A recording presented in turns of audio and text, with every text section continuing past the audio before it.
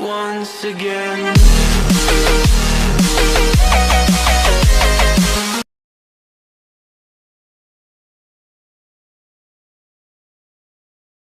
Saya kembali ke Bung Jering. Bung Jering, Anda mengatakan bahwa jika Anda sedang sakit nih ya, jangan mau dites COVID, CV maksudnya COVID ya.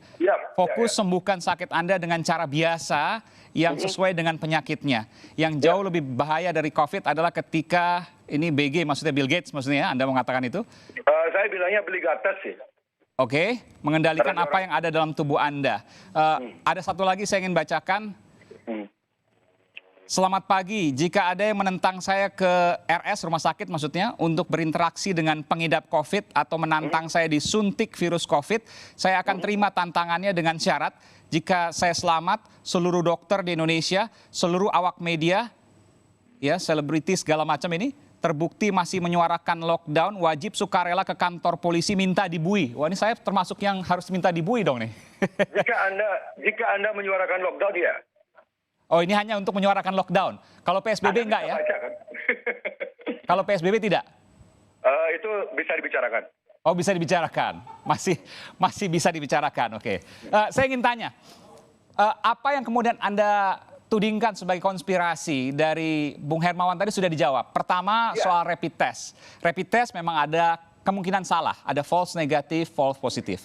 Tapi swab test atau PCR ya, itu 96% betul, valid. Kemudian tadi yang kedua Anda katakan sebagai ada buku, ada film, itu semua mengait ke SARS-1, SARS sebelumnya. Saya yakin bahwa Anda juga paham tentang SARS. Bahwa ini adalah SARS yang kedua, COVID. Jadi apa kaitannya konspirasi dengan data-data itu? Semua sudah dijawab oleh Bung Hermawan. Ya, oke. Saya punya pertanyaan, kenapa Bill Gates selain mengadakan event 201, sebuah simulasi cara mengatasi virus yang kebetulan namanya Corona, COVID, kenapa juga Bill and Melinda Foundation memproduksi sebuah seri dokumenter di Netflix berjudul Pandemic di waktu yang bersamaan? Oke? Apa kaitannya? Berapa banyak kebetulan sampai ia mustahil secara matematika, Mas? Oh, jadi ini kebetulan sehingga Anda mengaitkan bahwa ini konspirasi. Karena kebetulannya terlalu banyak, is too many coincidence. Dan mereka, Bill Gates sudah lama investasi di bidang digital ID, namanya ID 2020. Oke, yang bisa saya jelaskan di sini adalah kita tuh kenapa permainan statistik angka korban ini signifikan? Oke, jadi saya ilustrasikan begini.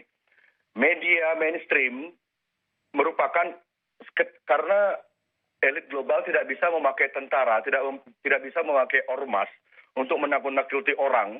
Jadi mereka memakai senjata yang paling ampuh yang itu bernama media. Media mainstream itu menyerang manusia langsung ke rumah mereka, langsung ke kehidupan mereka, ke handphone mereka, ke layar TV mereka. Mereka sudah diteror. Ketika, seperti saya bilang tadi, kebohongan yang diulang berkali-kali itu akan menciptakan realita yang seperti yang diharapkan oleh mereka. Jadi ketika masyarakat percaya akan sebuah berita yang terus-menerus dikabarkan, itu akan membuat orang, bagi yang belum tahu, ada yang namanya psikomatik.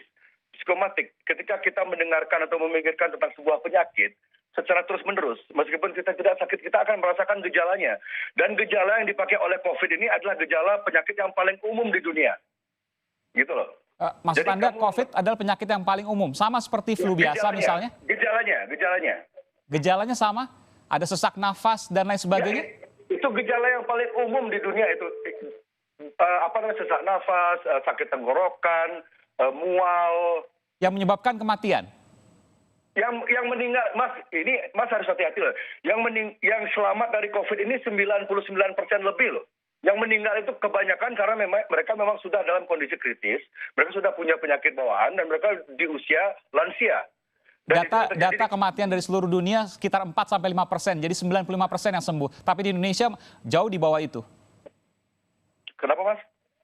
Anda katakan tadi yang meninggal, yang sembuh itu 99%. Datanya 5% meninggal, artinya 95% atau 94% bahkan yang sembuh. Jadi tidak 99%. Itu data dari WHO. Maksud saya, WHO itu, Mas, di titik ini saya tidak percaya apapun kata WHO karena WHO sudah terbukti. Tedros, jika Anda search tentang Tedros ya, bos ketuanya WHO, dia punya rekam jejak yang gelap di Ethiopia.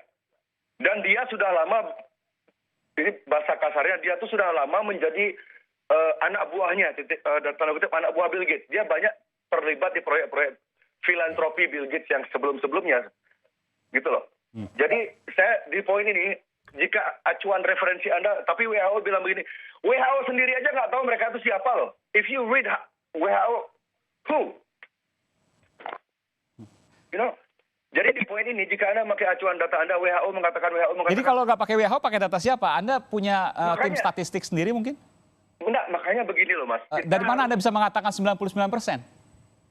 Dari hasil diskusi saya dengan Dr. Tirta, kami sepakat jika berita kesembuhan, jika Anda berusia di bawah 50 dan Anda imun Anda meskipun tidak super sehat, tidak super sempurna dengan orang-orang yang mempunyai diet yang sangat sempurna, chances Anda sembuh itu sangat-sangat besar. Oke, itu kan karakternya, tapi angka 99%. Saya ingin mengetahui dari mana angka itu? Karena sampai sekarang tidak ada satupun orang meninggal yang hanya karena COVID. Bukan, ya 99% kan data fix, data real. Itu sudah melakukan perhitungan. Kalau WHO jelas, ada data seluruh dunia, Worldometers, dari John Hopkins University misalnya. Tapi Anda menyebutkan 99%. Dari mana data itu? Dari apa? University apa? John Hopkins University. John Hopkins University difunding oleh Rockefeller dan Oke, terlepas dari itu, terlepas dari tudingan Anda, saya mengetahui 99% yang Anda katakan tadi, data dari mana? Data dari ini loh Mas, jika memang COVID ini sebegitu mematikan yang seperti yang digambarkan oleh media-media saat ini, semua 80% sudah meninggal ke orang-orang. Seperti itu. Buktinya sekarang sampai sekarang. Anda belum menjawab saya, Bung Jering. 99% Anda katakan sembuh corona. Penyakit corona 99% sembuh. Itu data dari mana? Jika Anda tidak berusia di atas 60-an dan Anda tidak memiliki penyakit bawaan, Anda akan sembuh. Buktinya sudah banyak banget pasien yang sudah sembuh. Sekali lagi itu karakternya, tapi angkanya yang saya tanyakan. Saya ke Bung Hermawan. Bung Hermawan, betulkah kemudian apa yang disampaikan oleh Bung Jering 99% penderita corona sembuh?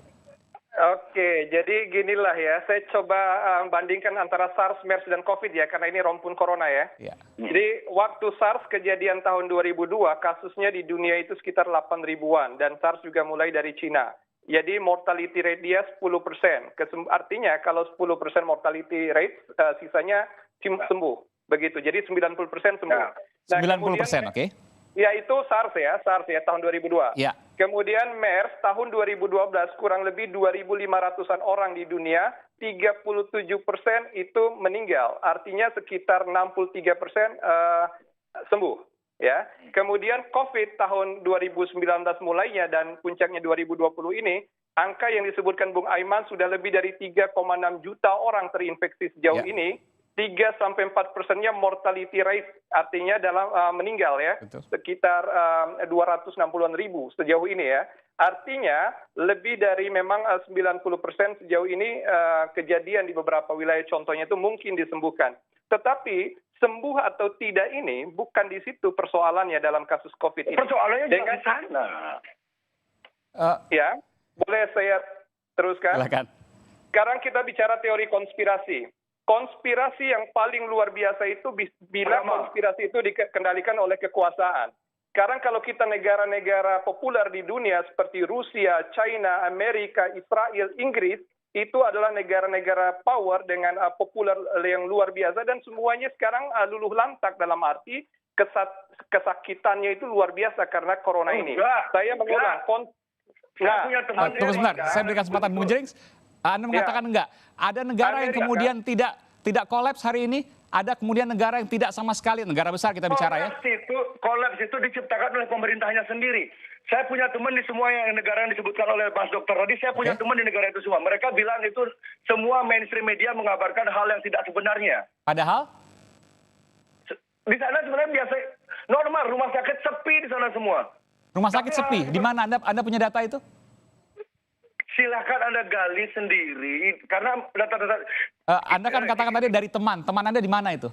teman saya ada di London, teman saya ada di California, teman saya ada di Australia, teman saya ada di Italia. Oke, di London, di California Ya. rumah sakit sepi? Sepi ya, Rumah sakit sepi. sepi. Jadi kalau Anda lihat dari Reuters misalnya, dari Reuters, dari CNN misalnya, dari Fox, Reuters itu siapa fundingnya? Mas harus dari bicara, BBC, tahu itu kalau semua ketika bohong. Anda bicara Reuters itu fundingnya siapa, dimiliki oleh gininya Soros apa tidak, Rupert Murdoch apa tidak? Jadi Karena kalau mereka seandainya itu semua- mereka kemudian melakukan peliputan di rumah sakit yang memang melakukan protokol COVID dan memang hampir seluruhnya di sana. Saya juga baru melihat kemudian beberapa televisi di luar negeri, apakah itu kemudian rekayasa? Anda menyebutkan itu sebagai televisi luar negeri sama dengan televisi di Indonesia. Nggak semua yang mereka siarkan itu benar. Anda sendiri tahu itu kok. Saya yakin Anda tahu itu. Anda bukan orang bodoh. Kewajiban jurnalis pertama adalah pada kebenaran. Ketika ada jurnalis yang tidak pada kebenaran, maka dia bukan jurnalis. Oke, statement Anda itu sama nilainya dengan orang bilang pemuka agama adalah orang yang baik. Itu sama nilai statement Anda seperti itu. Saya bertanya, Anda meyakini bahwa rumah sakit di luar negeri sesungguhnya santai-santai aja kosong? Banyak yang kosong, tapi yang berita diamplifikasi, yang diangkat ke internasional itu rumah sakit yang kebetulan lagi penuh. Dan Oke. ada banyak bukti footage yang dipakai di rumah sakit Italia, rumah sakit di Amerika itu footage-nya sama semua gambarnya. Jadi mereka memakai gambar yang sama di semua rumah sakit yang katanya kotanya lagi rusuh, lagi COVID. Buktinya di Bali nggak ada rumah sakit yang rusuh tuh. Nggak ada tempat yang butuh relawan, nggak ada.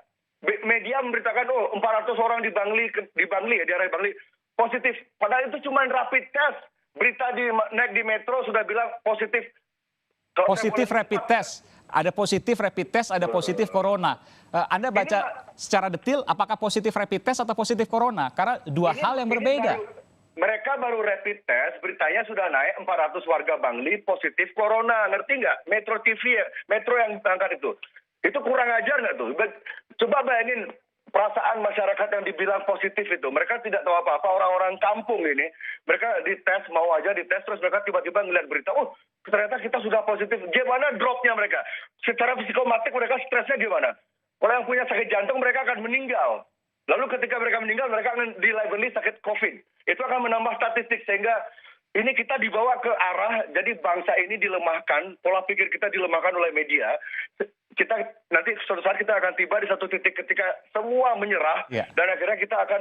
Anda tadi mengatakan bahwa ini dilemahkan oleh media, karena media merilai dari apa yang kemudian disampaikan oleh pemerintah. Jadi Anda tidak percaya apa yang disampaikan oleh pemerintah. Pemerintah Indonesia menyatakan misalnya hari ini ada 12.000 lebih yang positif corona. Bagi Anda itu bukan data yang benar? Tidak. Saya tidak percaya.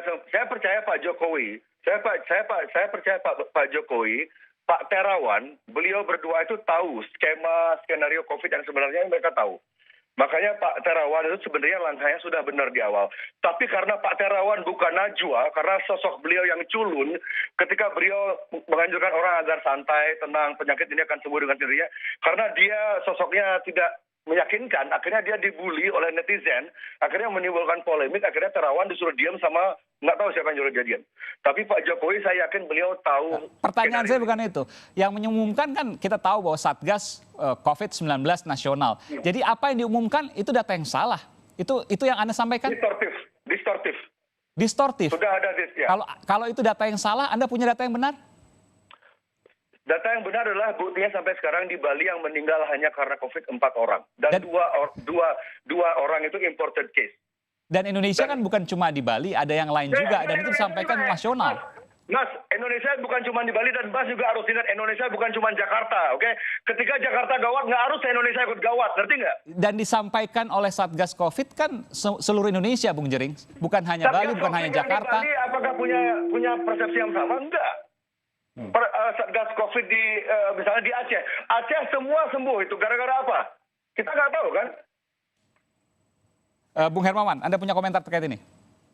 Iya, saya ingin mengatakan bahwa saat sekarang ini kita harus bergandengan tangan untuk betul-betul bahu-membahu melawan COVID-19 ini. Memang ada betulnya ketika di 34 provinsi sudah terjadi kasus di seluruh daerah ini, kita khawatir terjadi epicentrum baru. Nah, untuk itu kita harus perkuat komunitas masyarakat kita, mulai dari individu kita peduli satu sama lain. Sekaligus kita memang juga menghimbau pemerintah agar lebih konsisten dalam hal kebijakan, sekaligus menjamin agar akses kita terhadap pelayanan kesehatan tetap terpenuhi, berkualitas, tidak menumpuk, sekaligus menyediakan kebutuhan dasar bagi pelayan.